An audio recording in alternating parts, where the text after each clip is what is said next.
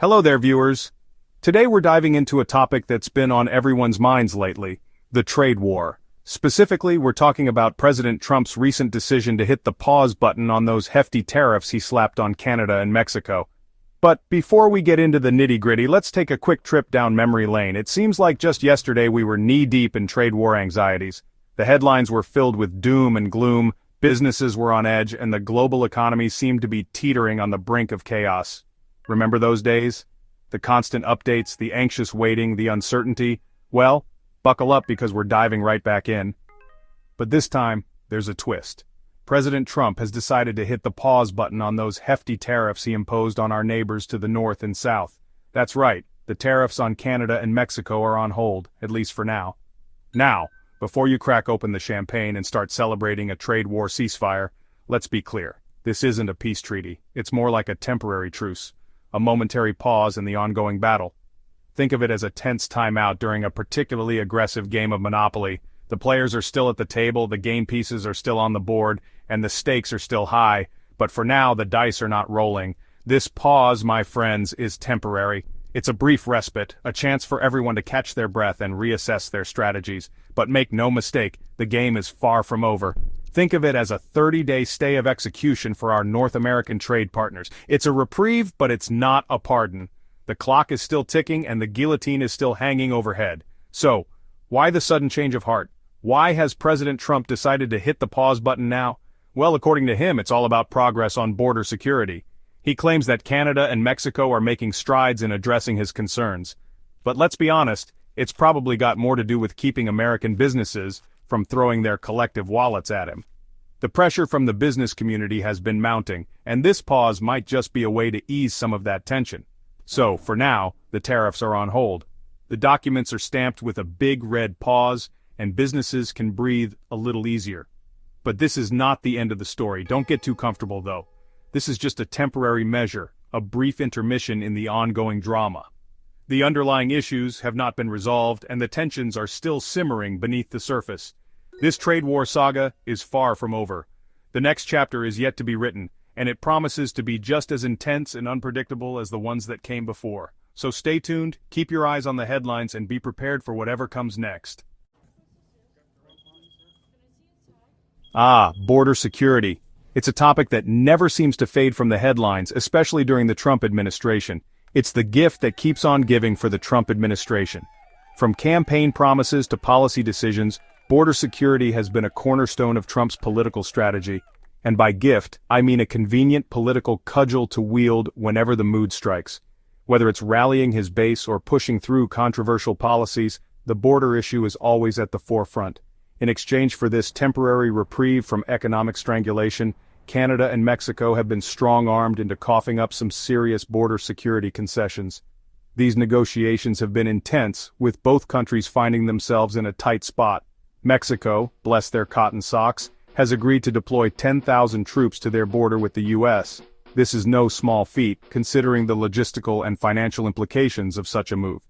Canada, on the other hand, has opted for a more financially driven approach, pledging a cool $1.3 billion towards bolstering their border security. This significant investment aims to enhance surveillance and infrastructure at the border. Now, whether these measures will actually do anything to address the complex issue of immigration is a topic for another day. The root causes of immigration are multifaceted, involving economic, social, and political factors that go beyond mere border security. The point is, Trump has successfully leveraged the threat of economic ruin to extract concessions from our closest trading partners. This tactic, while controversial, has shown the lengths to which countries will go to avoid economic hardship. The broader implications of these agreements remain to be seen, but for now, the Trump administration can chalk this up as a win in their playbook. So, how did the financial wizards of Wall Street react to this tariff timeout? Well, it was a mixed bag, really. Initially, the markets breathed a sigh of relief. Stocks, those fickle beasts, actually inched upwards. But let's not mistake this for unbridled enthusiasm. The reality is, uncertainty still hangs in the air like the lingering scent of a dumpster fire. Businesses are wary, investors are jittery, and economists are busy stockpiling antacids. The truth is, nobody knows what's going to happen next. Will these border security measures appease the tariff man, Or will he slam those tariffs back on faster than you can say trade deficit? Now, some folks might be scratching their heads wondering why Trump is so obsessed with tariffs. Is he a secret admirer of 19th century trade policies? Does he have a framed portrait of Henry Clay in his bedroom? The answer, my friends, is far simpler: leverage. Trump sees tariffs as a big shiny bargaining chip. He's like a toddler in a china shop threatening to smash everything unless he gets his way. And in this case, his way involves bending Canada and Mexico to his will on border security. It's a high-stakes game of chicken, and the global economy is stuck in the passenger seat. Section 5. The 30-day deadline, a ticking clock for Mexico and Canada. So, we've got a 30-day tariff ceasefire, a temporary truce in the trade war trenches. But what happens when the clock runs out? Well, that's the million-dollar question, isn't it? If Mexico and Canada manage to meet Trump's border security demands to his satisfaction, then maybe, just maybe, the tariffs will stay lifted. But if they fall short, well, let's just say things could get ugly. The tariffs could snap back into place, sending shockwaves through the North American economy. Businesses could be left reeling, consumers could face higher prices, and the already strained relations between the U.S. and its neighbors could deteriorate faster than a Twinkie in a rainstorm. Section 6. China in the crosshairs, the trade war continues. But wait, there's more. While Canada and Mexico are busy jumping through hoops to avoid tariffs, China is still firmly in Trump's trade war crosshairs. Remember those tariffs he imposed on Chinese goods? Yeah, those are still very much a thing. And if anything, the situation with China seems to be escalating. There's talk of increasing those tariffs even further, which could send the global economy spiraling into a recession faster than you can say trade deficit. Section 7, TikTok on the table, a potential U.S. investment looms. And just when you thought things couldn't get any weirder, the Trump administration throws another curveball our way. In a move that has left many scratching their heads, the U.S. government is contemplating an unprecedented step. They're considering a U.S. investment in TikTok. Yes, you heard that right. The government is thinking about putting taxpayer money into a social media app. Yes, you heard that right. TikTok. The app that has taken the world by storm with its short, catchy videos and viral trends, the social media platform best known for dance challenges and teenagers with questionable judgment. It's a place where creativity meets chaos, and now, it might just meet government oversight. Now, the details are still murky. There's a lot we don't know about how this would work or what the implications might be. But apparently the idea is to funnel U.S. government money into TikTok, potentially through a sovereign wealth fund. This would be a significant shift in how the government interacts with private tech companies. Why? Well, the official line is all about data security and preventing China from accessing the personal information of American users. The concern is that TikTok, owned by Chinese company ByteDance, could be a tool for espionage. But let's be real, folks. There are a lot of questions and not many answers. Is this really about security, or is there something else at play? This has terrible idea written all over it. The potential for conflicts of interest and misuse of power is enormous.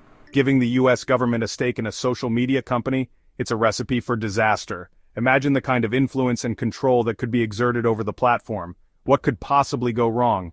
From privacy concerns to political manipulation, the risks are too high.